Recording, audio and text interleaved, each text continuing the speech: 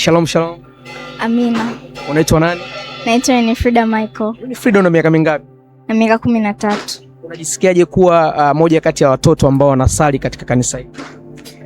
Najisikia vizuri kwa sababu maombi ya hapa yananifanya mimi niwe na confidence hata nikiwa mbele za watu.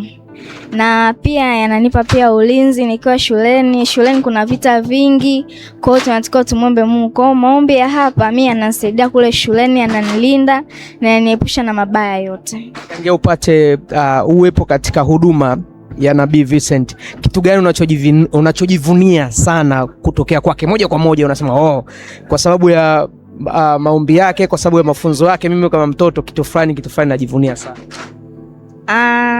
Najivunia kuwa mtoto wa hapa kwa sababu kanisa hili limenibeba. Kuna kipindi na ushuhuda, kuna kipindi nilikuwa nimesita kidogo, nilikuwa sijaenda shule.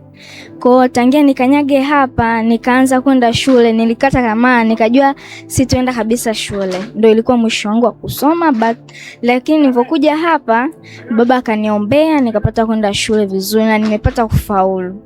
Kwa mara ya kwanza unaenda kuanza form 1. Kitu gani ambacho kipo kichwani kwako? Kusoma kwa bidii. Kusoma kwa bidii. Jumapili unajua kuna ibada gani kwa ajili yenu? Ndio. Nieleze kuhusiana na ibada ya Jumapili. Ibada hiyo inahusu watoto kuombewa na pia kutakuwa hapa na peni na maombezi ya kuombea watoto ili kwenda kuanza shule vizuri, kutupa ulinzi na kutuombea na mabaya yote asitupate, maana ukiingia shule kunakuwa na vita vingi. Unadhani utakuja na marafiki? Unadhani utakuwa na uwezo wa kuwashawishi marafiki zako wangapi ambao watafika siku ya Jumapili? Nitaangalia, maana so wote wazazi wao wanaweza kukubali. So unajua wengine hawaamini dini.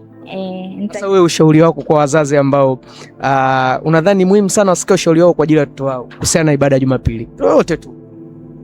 Mimi nashauri wawe na imani, wasiwe na hofu, yani ile kutokuamini labda ukienda usaidiwi, unapoteza tu nauli, lakini ukija hapa haupotezi chochote, ni unaongezewa zaidi. Shukrani sana. Asante.